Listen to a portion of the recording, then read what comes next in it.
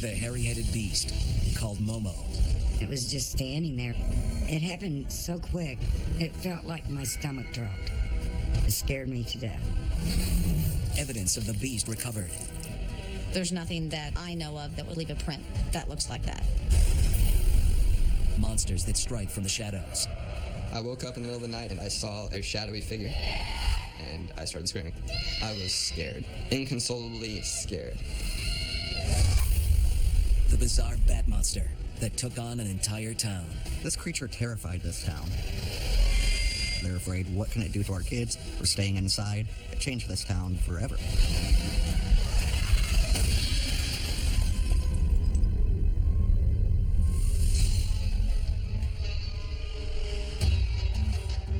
"70 miles north of St. Louis, the small town of Louisiana, Missouri, sits quietly along the banks of the Mississippi River. Any town of about 4,000 people in Missouri is pretty quiet. It's just a beautiful place to live. Like they could say, there's no place like home. And there's no place quite like Louisiana, Missouri. Not since a monster showed up and terrorized the town. Louisiana is a very serene town, and then one day there was Momo. There was a creature, and yeah, things changed. I can remember my mom telling me about her experience with Momo.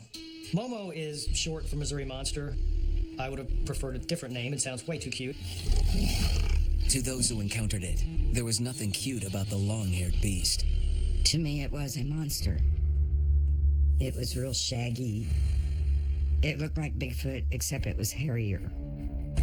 It was so hairy that there weren't any reports of anybody seeing its face. This creature emitted a horrible stench. It had blood on it, it was big and hairy, and it stunk. It scared us. We thought for sure whatever it was going to get us. What would draw the attention of monster hunters nationwide began with a sighting in 1972 by a 15-year-old girl, Doris Harrison. I was born in Louisiana, Missouri. Everyone that lives here knows me and my family. Before I saw the creature, everything was fine. Everything. Seeing this creature changed my life. The morning of July 11th, 1972, started off as a typical summer day for Doris. I was home watching my two brothers. My younger brothers were 8 and 5. The two boys were playing. At some point, they went from the backyard into a stand of trees.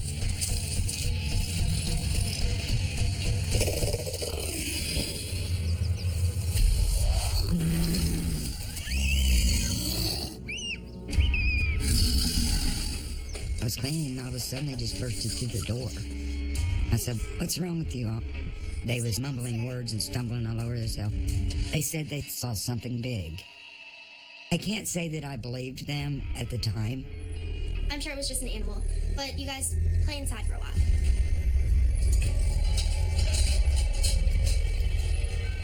There was a window.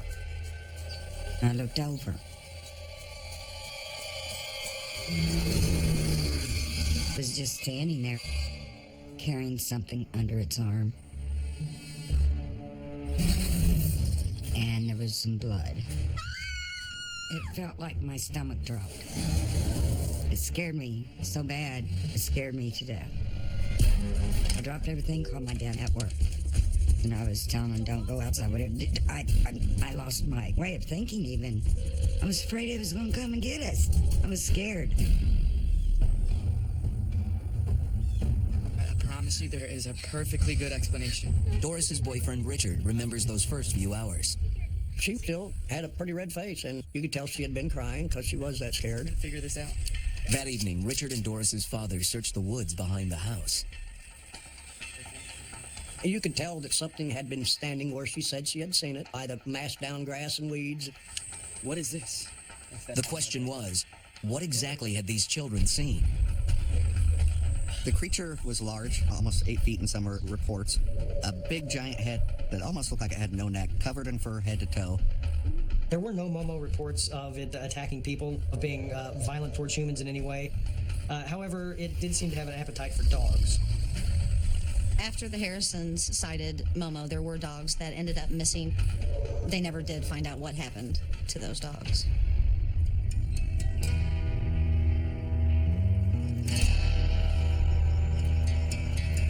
The Harrison family tried to continue with life as usual. Soon after the encounter, Doris's father assembled a prayer meeting in the backyard to help family and friends cope with their fears about a beast in the woods. The spiritual comfort didn't last long. Well, we were having our prayer meeting, and there were numerous people there. It was dark, and my dad was sitting outside strumming on his old guitar, even though he couldn't play a lick. And Richard was there. As the Lord tells us in Job 5:23, at destruction and famine, you shall laugh. Neither shall you be afraid of the beasts of the earth. Neither shall you be afraid of the beasts of the earth. The next thing we know, it hollered. It was so loud that chills just went through your whole body. It was the most blood-curdling noise I've ever heard in my life. It was unreal. And my dad and them hollered out, "It's coming! It's coming off the hill!" It's coming off the hill! Come with me! It took us all by surprise and shock, and there were little kids crying and screaming. It was not something you would have wanted to been face to face with. Richard took the kids, and we took off. Doris and her family left their home by the hill and warned others to stay away. Momo was on the move. When I was 7 years old, I lived on a farm way out in the middle of nowhere. With reports of this creature in my backyard, basically, I was pretty scared to go outside. Our grade school is a 3-level building, and on the top floor, the kids that were in the classroom at the time looked out the window and saw Momo. Teachers saw it. There were 2 different teachers in the classroom at the time that saw it. Both those teachers and the children in that classroom still swear that what they saw was Momo. Momo was on a tear through town, stirring up trouble and fear. My great uncle Ellis, when he turned the light up in the road, there it was standing there looking at him. Thought it was about 6 foot, maybe 7 foot tall. Scared the hell out of me. I mean, I'm only 14 years old, you know.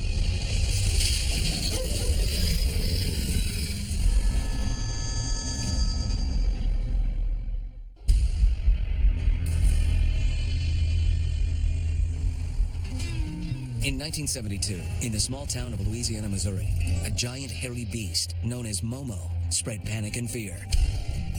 15-year-old Doris Harrison was babysitting her brothers when she met the monster face to face. I've never seen the Lord Jesus Christ. But I have seen Momo.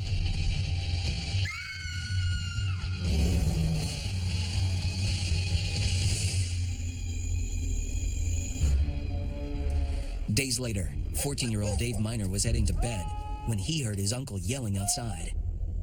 It looked like a ghost. He had a t-shirt on. You couldn't really tell the difference between his skin and his t-shirt. They were both white. He was really shook up. Dave's Uncle Ellis had been resting on the porch, his dog nearby.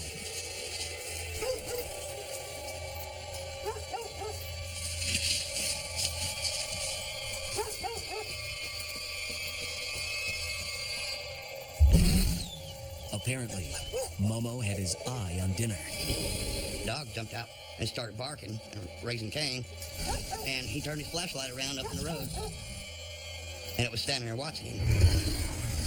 I turned the flashlight around on him, and there he was. And I think the thing could actually smell the dog. He looked at it, and then it just took off. Within days, Momo was front page news. It created a fervor around the nation, and press came in from all over just to cover the Momo story.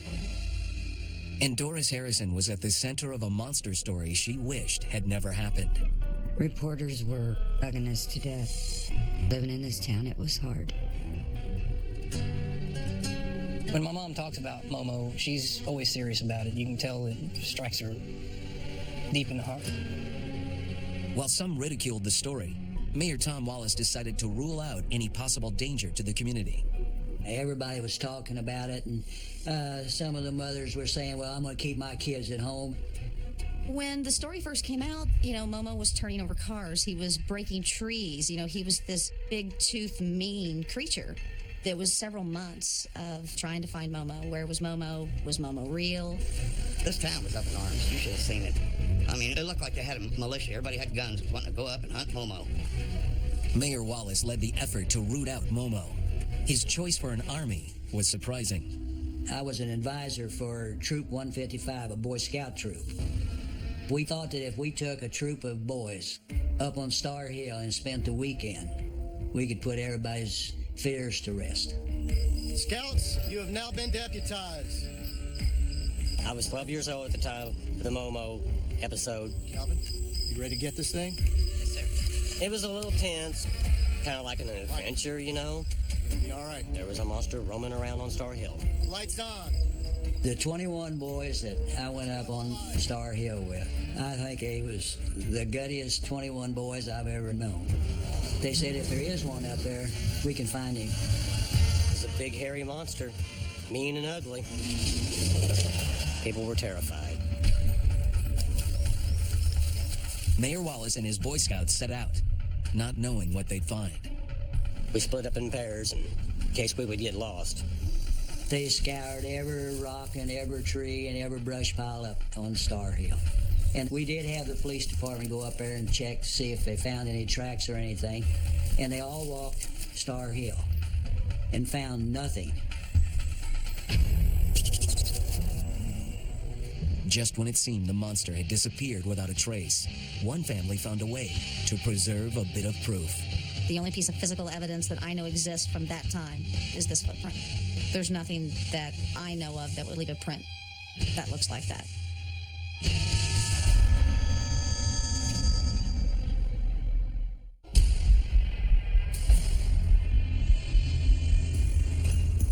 In the fall of 1972, residents of the small Missouri town of Louisiana reported seeing a huge, shaggy, unidentifiable beast.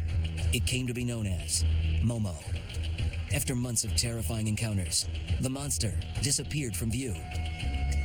Just when the community was left wondering if what they'd feared was ever really there, someone found a clue. My father received a phone call from one of his friends saying that I found prints in my garden, and I believe they're prints of Momo. And so my dad and his brother, they took a plaster cast of one of the prints. The only piece of physical evidence that I know exists from that time is this footprint. The toes are odd. It has a very deep heel, so whatever it was heavy. Both scientists and expert trackers have examined the print and declared it strange. No known mammal runs on 3 toes, nor sinks its heel so deep. With no similarity to any other creature, it's thought to be either fabricated or a sign of something truly amazing. It could be some creature that science just hasn't discovered yet. No further trace of Momo has ever been found. Yet for those who encountered it, they certainly saw a flesh and blood monster. We have miles upon miles of endless woods and deep, deep hollers. He could be just about anywhere in these thick woods we have around here. There are a lot of people in town who 100% believe that Momo exists. I've never doubted what I saw. Never will.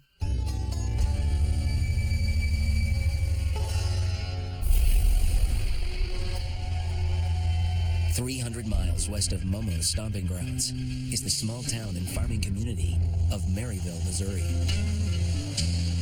Here, an entirely different monster lurks within the darkness, one that strikes out from the shadows.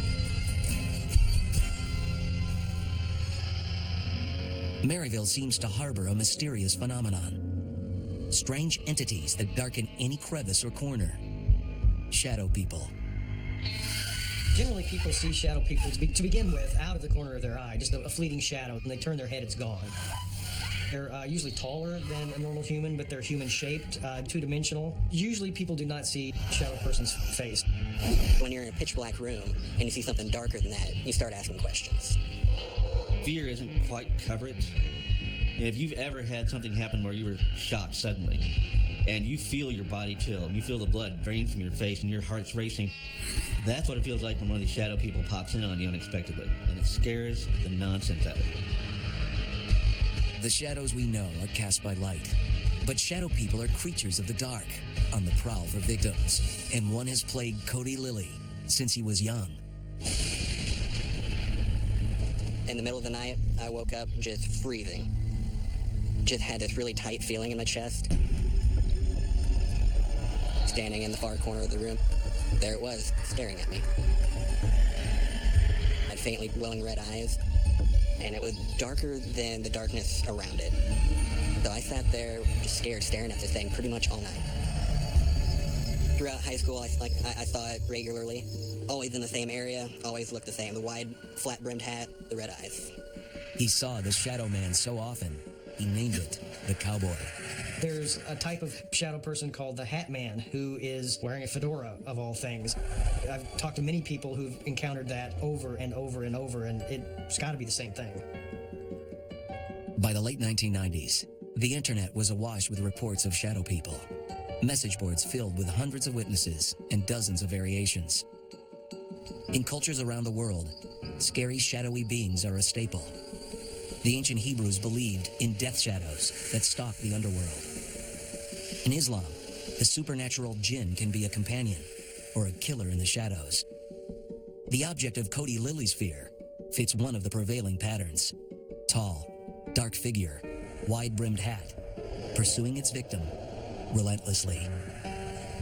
Well, after I graduated high school, I moved out, went to college. It was a huge span of time where it just wasn't there. But in the back of my mind, I was always waiting for it to show up again. Just when he thought the dark shadows of his past were behind, they struck again. I was driving around in my car. I heard a loud noise coming from the engine. Steam started spewing out. So I pulled over into the apartment parking lot that I was living at the time. I had no idea what was going on. And so I'm on the phone, sitting in the driver's seat, broad daylight. And then I see something move out of the corner of my eye. And there's my cowboy. He bends down to look at me and knocks on the window. I was completely terrified. I was shaking, and then it just dissolved like a film reel was blowing apart. It was insane. I think it came back saying, "Hey, I haven't left you. I'm still around. I'm still watching." It's been 2 years since that day in the parking lot. Cody lives with his wife in their home outside of Kansas City. He still dreads the shadows' next visit. Every night when I go to bed, I still look at the shadows just waiting for it to pop out.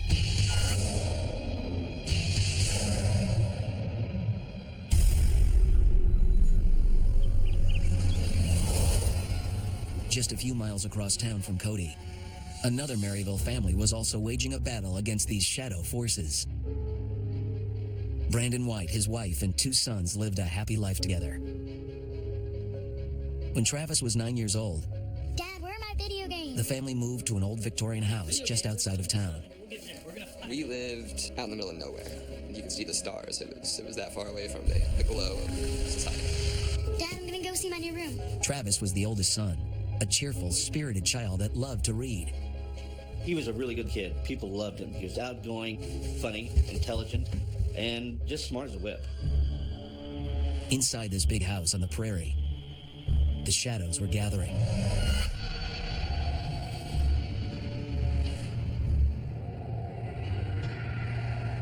We actually were seeing strange goings on around the house.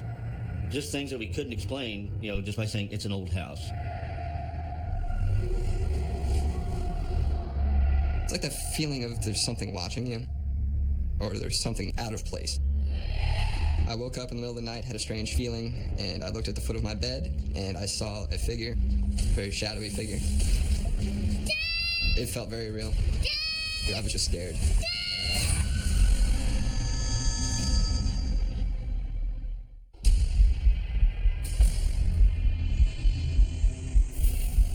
In Maryville, Missouri, there are rumors about shadow people. One night, 9-year-old Travis White woke up to this sinister world of shadows. I was scared. I was inconsolably scared. I had no idea what was going on, and I couldn't even rationalize why. The shadow people experience is as real as you're just sitting in a room talking to someone. They're looming over the bed or leaning through doorways. They have blood red, blazing eyes, and they seem to elicit an unnatural fear in people.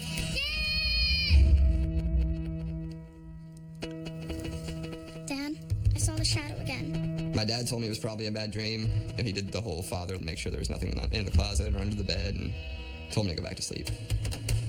Travis's father thought it was just a bad dream, until his own horror story began. I started seeing full-figure shadow people walking around the house. And I didn't know what to make of it. I thought maybe I was seeing things, but I really didn't know how to explain that. As the years went by, Brandon didn't want to alarm his son. Little did he know, Travis was only barely holding the shadows at bay. Everything seemed to be going well. I was considering going to a seminary. I had a girlfriend. I had a lot of things that I was looking forward to.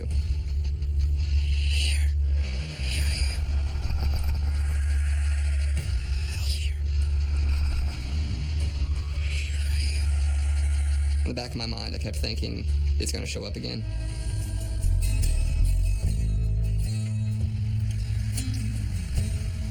Eventually, the shadow monster stepped into the light.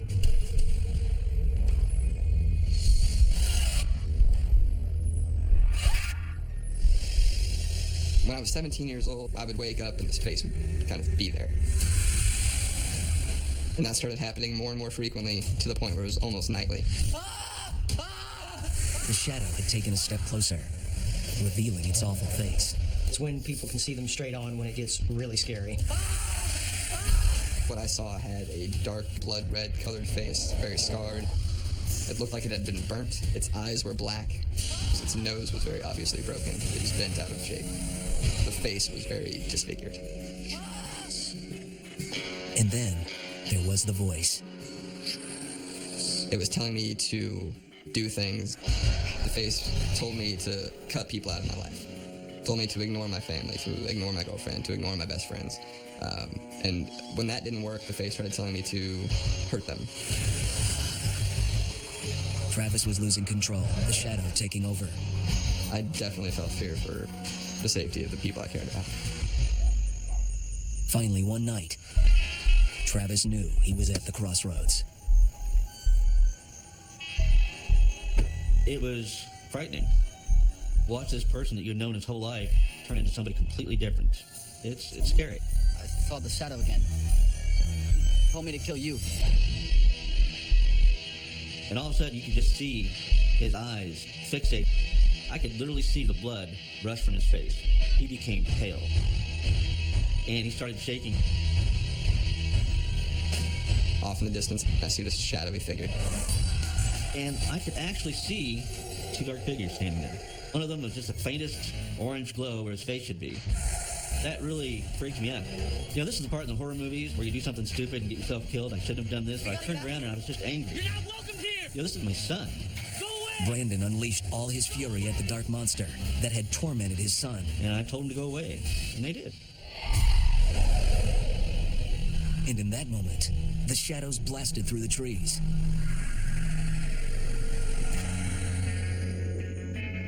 Part of me is afraid of the face coming back with that kind of strength, but at the same time, I feel like if I beat it once, I can beat it again.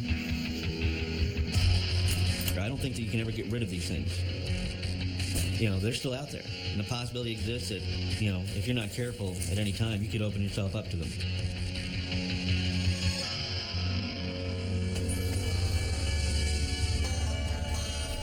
Far from the dark shadows of Maryville, across state lines into Iowa, sits a small prairie town with a supernatural history all its own. When you think of rural Iowa, you probably picture Van Meter. A couple main streets, less than 1,000 people wandering around. The Van Meter downtown area is still essentially one block by one block, and not a lot has changed since 1903. 1903. That was a turning point for Van Meter, when the visitor came to town. Van Meter was in a frenzy. People were talking about this monster. Not only talking, people were shooting at it. It must have seemed like something out of the Wild West. A time so frenzied residents banded together for their very survival. The trouble began at a coal mining operation on the edge of town. There were a lot of reports of the old mine being haunted by sounds, by mysterious noises.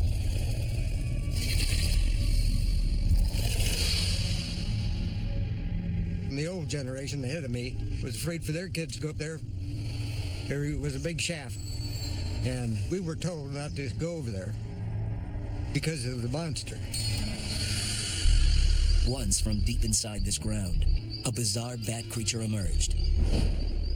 Fantastically huge. Some of the most recognized and most respected businessmen were the ones who witnessed this giant 8-foot bat-like creature that was terrorizing the town for at least 5 nights. You had a doctor, a school superintendent, a hardware store owner, an implement dealer, one that worked at the bank. These were macho men at the time, carried weapons, they prided themselves on their bravery and confidence. But they were helpless against it. It seemed to be impervious to their weapons. They were unable to do anything to fight off this mysterious monster. This creature terrified this town. I mean, they almost lost all control because they were afraid of this monster. They're afraid, what can it do to our kids? Change this town forever.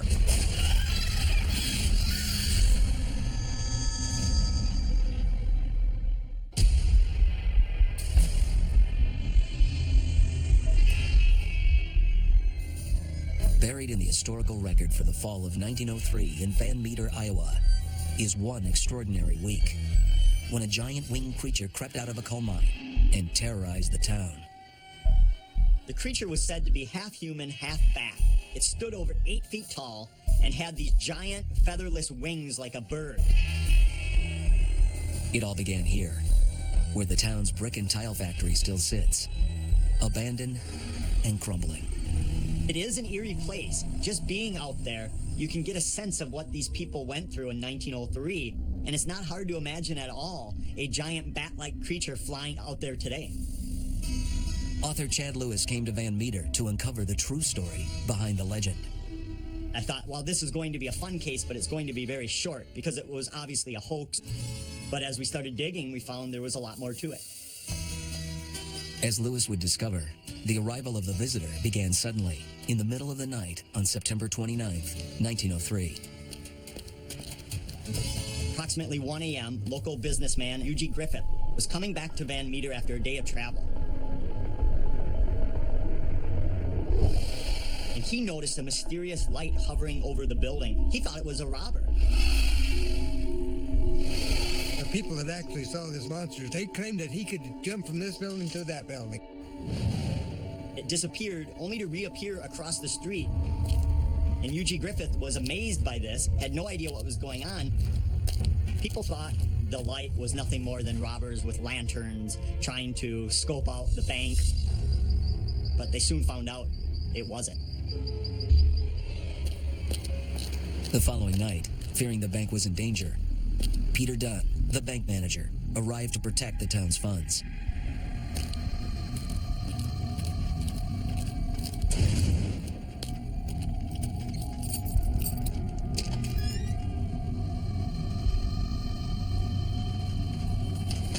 About 1 a.m., he heard the sound of someone strangling.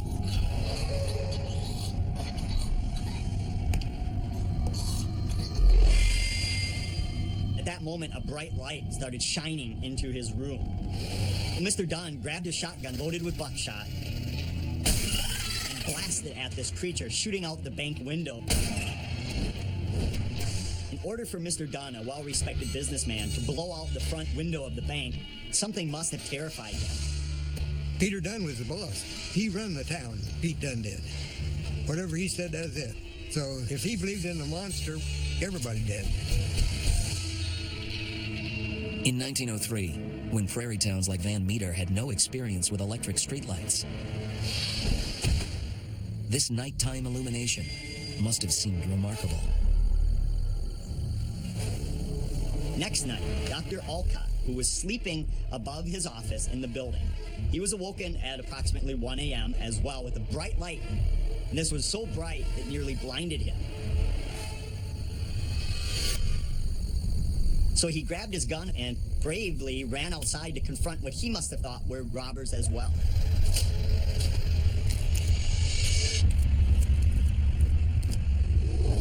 That's when he came face to face with this giant, what he called half-human, half-bat-like creature with featherless wings like a bat, with a blunt horn on its forehead and a light that would emanate from the horn.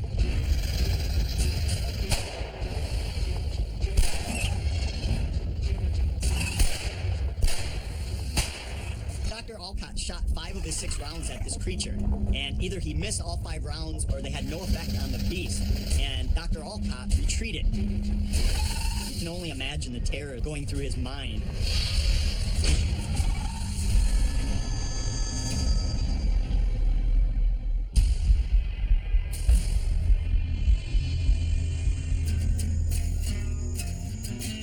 In 1903, the small Midwestern community of Van Meter, Iowa, awoke to find themselves confronted with a gigantic bat-like creature. There's been reports of these types of creatures all over the place, from as early as we can go back to up till now. Mothman, Jersey Devil, on and on. It seems like every culture and every part of the country has this animal that's very similar to this. By all accounts, it was a prehistoric monster, a terrifying creature that nobody had seen the likes of before. The neighbors, the small businessmen, they were all talking about it, and fear was building. The siege had already gripped the town for 3 days running. They were terrified. They were locking doors, they were pulling their shutters. People were more careful of their children, making sure they were in. Just a feeling of fear.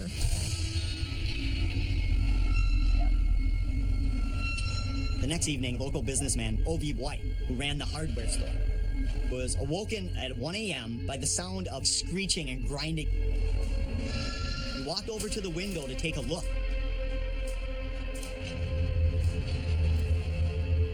He saw this giant visitor bat creature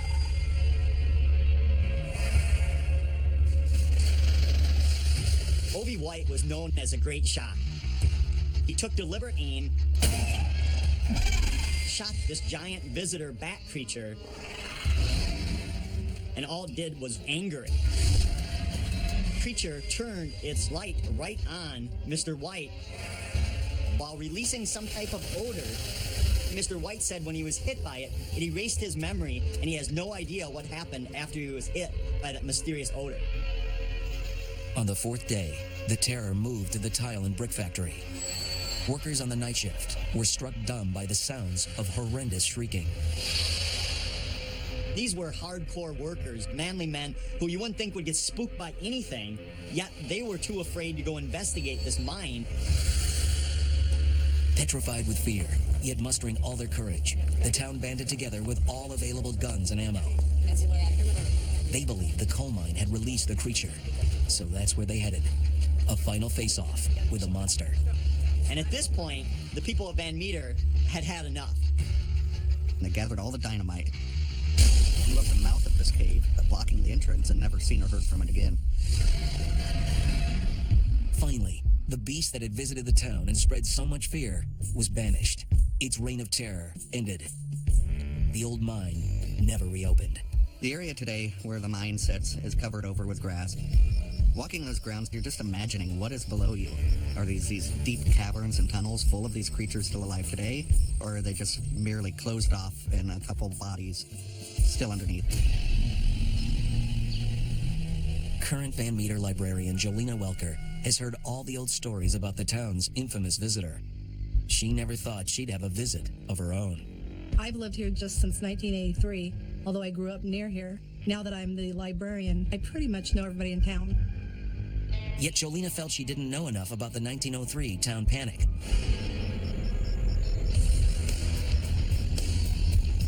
One evening, she set out for the site of the monster encounter, where the town's old brick and tile factory still sits abandoned. I drove my vehicle down to the site as close as I could get.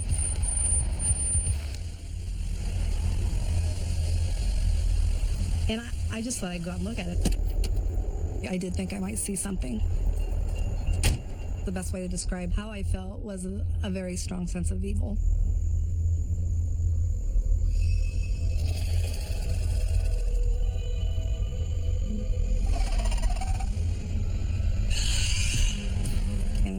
I'm very afraid.